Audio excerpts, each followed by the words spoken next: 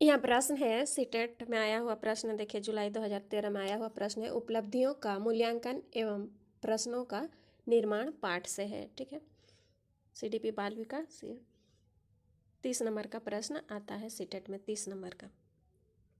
यहाँ देखिए,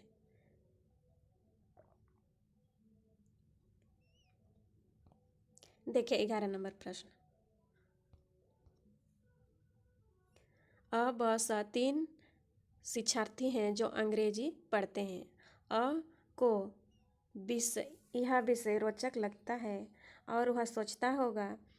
वो अंग्रेजी इसलिए पढ़ती है क्योंकि वह कक्षा में पहला स्थान प्राप्त करना चाहती है। स अंग्रेजी विषय इसलिए पढ़ता है क्योंकि उसका प्राथमिक सरोकार उत्तीर्ण होने वाले ग्रेड्स प्राप्त करना है।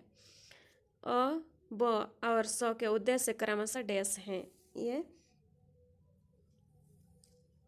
कौन सा आंसर सही होगा ये बताना है। ठीक है, देखिए, निपुणता, निष्पादन, निष्पादन, उपेक्षा, इसे समझिए 1 नंबर। तीनों विद्यार्थियों का अंग्रेजी पढ़ने का उद्देश्य अलग अलग है। विद्यार्थी ओ का उद्देश्य अंग्रेजी के ज्ञान में निपुणता, देखिए रोचक लगता है इसे, तो ये अंग्रेजी के ज्ञान में निपुणता प्राप्त करना।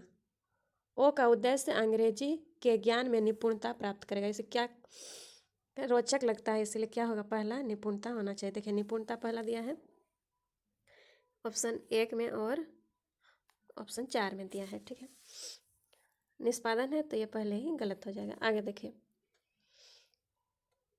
जिससे भविष्य में इसका उपयोग किया जा सके।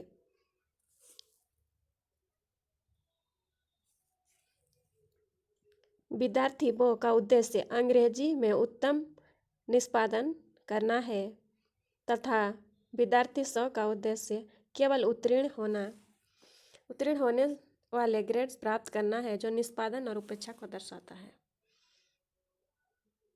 यहाँ निष्पादन और निष्पादन उपेक्षा, देखिए स का क्या है, इसलिए पढ़ता है क्योंकि वह सरोकार उत्तीर्ण होना चाहता है, तो क्या निष्पादन और उपेक्षा। और ब इसलिए पढ़ती है क्योंकि वह पहला स्थान प्राप्त करना, तो ये क्या होगा, निष्पादन। तो ये क्या होगा, ए नंबर सही हो जाएगा। ठीक है, समझ गए, ये निष्पादन,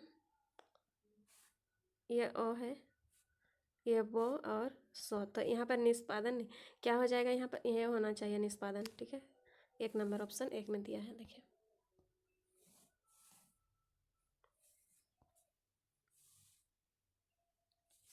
फिर से समझिए, तीनों विद्यार्थी का अंग्रेजी पढ़ने का उद्देश्य अलग अलग है। विद्यार्थी ओ का उद्देश्य अंग्रेजी के ज्ञान में निपुणता प्राप्त करना जिससे भविष्य में इसका उपयोग किया जा सके। विद्यार्थी वो का उद्देश्य अंग्रेजी में उत्तम निष्पादन करना तथा सो का उद्देश्य केवल उत्तीर्ण होना है। सो का उद्देश्य केवल क्या है, उत्तीर्ण होना है।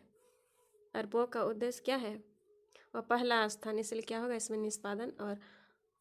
और क्या किस लिए इसे रोचक लगता है ना, रोचक लगता है, निपुणता प्राप्त करना चाहता है, इसलिए क्या होगा, निपुणता, निष्पादन और निष्पादन उपेक्षा। समझ गए। 12 नंबर देखिए,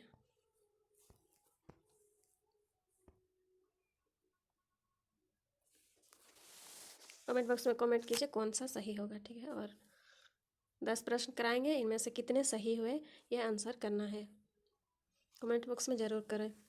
और अंत में यह वीडियो कैसा लगा ज़रूर बताएंगे। ठीक है, देखिए NCF 2025, NCF 2005, NCF 2005 की संस्तुति के अनुसार कक्षा 1 एवं कक्षा 2 के विद्यार्थियों के लिए मूल्यांकन का तरीका होना चाहिए। ये देखिए, यूपी टेट नवंबर 2013 का आया हुआ प्रश्न है।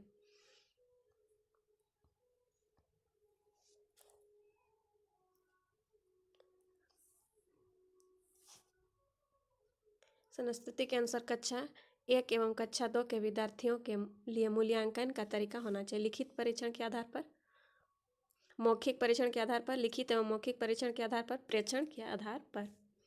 राष्ट्रीय पाठ्यचर्या की रूपरेखा NCF 2005 के अनुसार पूर्व प्राथमिक स्तर पर बच्चों का मूल्यांकन प्रेक्षण के आधार पर होना चाहिए। किस आधार पर होना चाहिए, प्रेक्षण के आधार पर होना चाहिए। ये लिखित मौखिक है, मौखिक परीक्षण नहीं, क्या होगा, प्रेक्षण के आधार पर।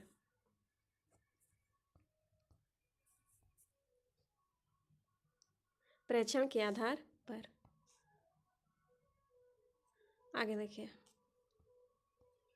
निम्नलिखित में से कौन सा प्रश्न अपने विशिष्ट क्षेत्र से सही ढंग से मिला हुआ है? सीटेट फरवरी 2014 का आया हुआ प्रश्न है। क्या आप अपने विद्यार्थियों को अपनी सही ढंग से मिला हुआ है, ये कह रहा है। मूल्यांकन गणित की उपलब्धि के आधार पर वर्गीकृत कर सकते हैं। पिछली रात दूरदर्शन पर दिखाया गया सृजनशील क्रिकेट मैच निर्णायक क्षण पॉइंट कौन सा था? जड़ी बूटियों का प्रयोग द्वारा चिकन। अनुप्रयोग पकाने हेतु नई पाक विधि लिखिए। निर्धारित कीजिए कि दिए गए मापकों विश्लेषण में से कौन सा मापक आपको उत्तर परिणामों को पाने में सर्वाधिक प्रभावित कर सकता है?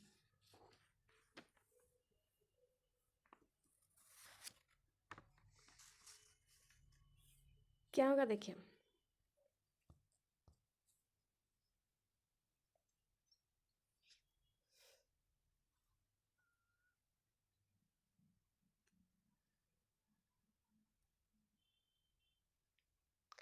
निर्धारित कीजिए कि दिए गए मापकों, ये देखिए सही मिला हुआ। विश्लेषण में से कौन सा मापक आपको उत्तर परिणामों को पाने में सर्वाधिक प्रभावित कर सकता है? ठीक है, आगे देखिए,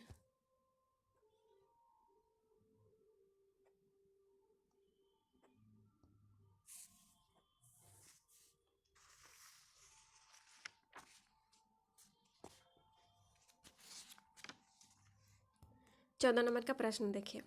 एक अध्यापक अध्यापिका विद्यार्थियों को किसी विषय की लंबी अवबोधनात्मक को प्रतिबिंबित करते हुए संकलनात्मक मानचित्र का निर्माण करने को कहता या कहती है। वह, अब समझिए ऑप्शन देखिए। किसी विषय की अपनी अवबोधनात्मक को प्रतिबिंबित करते हुए संकल्पनात्मक मानचित्र कॉन्सेप्ट मैप का निर्माण करने को कहता या कहती है। छात्रों की मुख्य बिंदु का सार लिखने की क्षमता का परीक्षण कर रही है।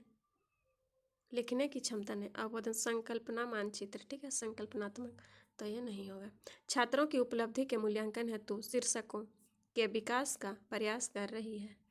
विद्यार्थियों के स्मृतियों या मंथर गति को जागृत कर रही है। नहीं, क्या हो जाएगा? रचनात्मक आकलन।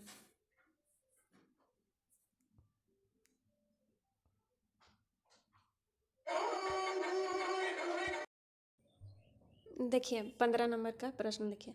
ग्रेड अंकों से कैसे अलग है? यह प्रश्न निम्न में से किस प्रकार के प्रश्नों से संबंध रखता है? अपसारी, मुक्त अंत, विश्लेषणात्मक, समस्या समाधान। ये क्या होगा आंसर? विश्लेषणात्मक, ठीक है। ये देखिए सीटेट सितंबर 2014 का आया हुआ प्रश्न है। आगे देखिए, ये भी सितंबर 2014 का आया हुआ प्रश्न देखिए। कक्षा में शिक्षार्थियों से कहा गया है कि वे अपने समाज के लिए क्या कर सकते हैं। इसे दर्शाने के लिए एक नोटबुक में अपने कार्य की विविध शिल्पकृतियों को संयोजित करें। यह किस प्रकार की गतिविधि है? निबंधात्मक आकलन, समस्या समाधान आकलन, घटनावृत्त अभिलेख। घटनावृत्त नहीं होगा, निबंध नहीं होगा, क्या होगा? समस्या समाधान भी नहीं होगा, क्या हो जाएगा? पोर्टफोलियो, ठीक है, आकलन, पोर्टफोलियो आकलन। देखिए समझिए इसे। समाज में होने वाले परिवर्तन, उसमें किए जाने वाले सुधार इत्यादि को पोर्टफोलियो आकलन के अंतर्गत शामिल किया जाता है। पोर्टफोलियो आकलन के अंतर्गत सामाजिक स्तर पर होने वाली विविध गतिविधियों को दर्शाया जाता है। इसलिए क्या होगा? पोर्टफोलियो, ठीक है, पोर्टफोलियो आकलन।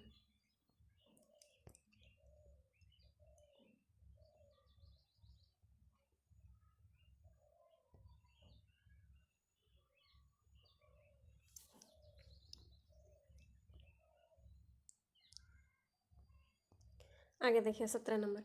कक्षा परीक्षणों में अच्छा प्रदर्शन करने में एक बच्चे की सफलता हमें इस विश्वास की ओर ले जाती है कि आकलन वस्तुनिष्ठ है तथा असफलताओं को स्पष्ट रूप से पहचानने के लिए इसका प्रयोग किया जाता है। बच्चे कुछ निश्चित क्षमताओं और कमियों के साथ पैदा होते हैं। इसलिए क्या होगा? देखिए ये गलत हो जाएगा, ठीक है। क्या दिखा रहा, देखिए प्रश्न क्या कर अच्छा समझे। कक्षा परीक्षणों में अच्छा प्रदर्शन करने में एक बच्चे की असफलता हमें इस विश्वास की ओर ले जाती है कि कमियों के साथ पैदा होते हैं, इसलिए क्या हो जाएगा, यह गलत हो जाएगा। ठीक है, 1 नंबर देखिए। आकलन वस्तुनिष्ठ है तथा असफलताओं को स्पष्ट रूप से पहचानने के लिए इसका प्रयोग किया जा सकता है, प्रयोग नहीं किया जा सकता है। जो बच्चा असफल हो रहा है लेकिन फिर बाद में सफल हो सकते हैं, इसलिए। पाठ्य देखिए, तीसरा ऑप्शन, पाठ्यक्रम शिक्षण पद्धति तथा आकलन प्रक्रियाओं पर विचार की आवश्यकता है। पाठ्यक्रम देखिए, ये शिक्षण पद्धति तथा आकलन प्रक्रियाओं पर विचार की आवश्यकता। अच्छा, चौथा देख लेते हैं। देखिए, कुछ बच्चों को अनुत्तीर्ण होना ही है, अनुत्तीर्ण होना ही है नेगेटिव शब्द, ऐसा नहीं है, चाहे व्यवस्था उन पर कितना भी अधिक प्रयास करें। नहीं, बच्चे को गलत नहीं कहेंगे, है ना, कभी नहीं कहेंगे। सीटेट कभी नहीं कहता है गलत हो जाएगा। क्या होगा, पाठ्यक्रम शिक्षण पद्धति तथा आकलन प्रक्रियाओं पर विचार की आवश्यकता है।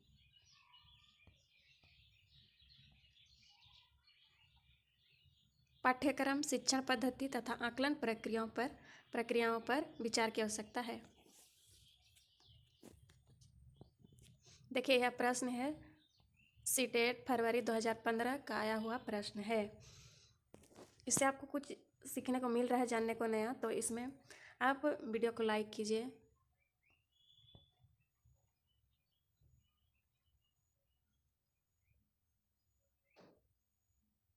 अठारह नंबर प्रश्न देखिए, आकलन शिक्षण अधिगम प्रक्रिया का अभिन्न अंग है क्योंकि।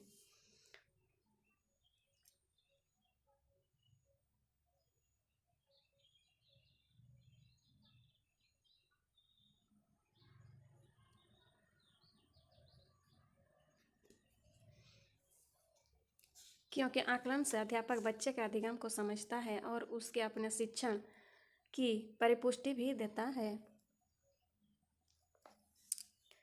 पहले सभी ऑप्शन को देख लेते हैं। आकलन ही एकमात्र तरीका है जो आश्वस्त करता है कि शिक्षकों ने पढ़ाया और बच्चों ने सीखा। एकमात्र तरीका है कह रहा है, इसलिए क्या हो जाएगा,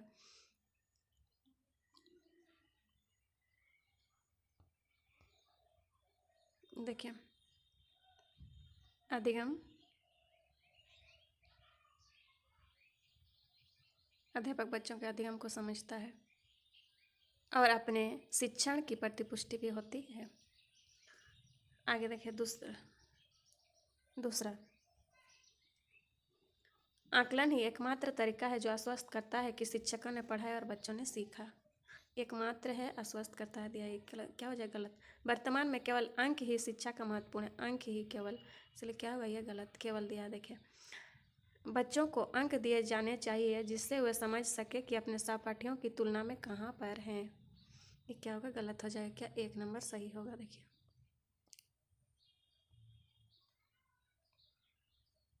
आकलन से अध्यापक बच्चों के अधिगम को समझता है और उसके अपने शिक्षण की परिपुष्टि भी होती है।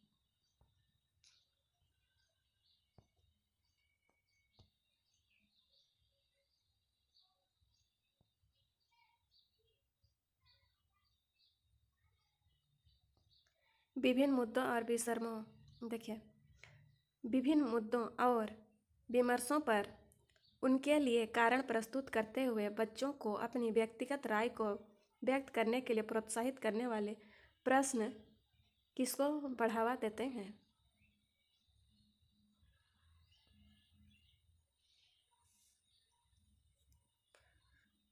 बच्चों का मानकीकृत आकलन, मानकीकृत नहीं होगा, ये गलत। विश्लेषणात्मक और आलोचनात्मक, पहले सभी ऑप्शन देख लेते हैं। अभिसारी दिया है, अपसारी होता तो ये सही होता, अभिसारी है, गलत हो जाएगा। जानकारी का पुनः स्मरण याद, क्या होगा, गलत। विश्लेषणात्मक और आलोचनात्मक चिंतन,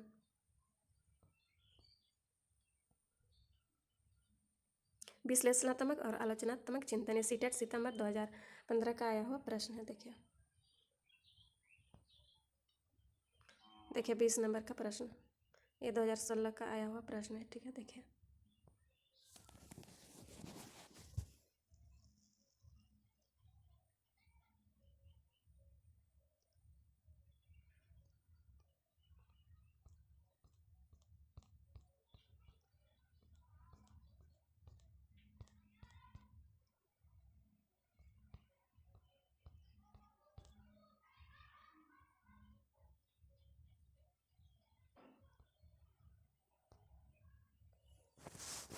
निम्नलिखित में से कौन सा एक आधारभूत सहायता का उदाहरण है?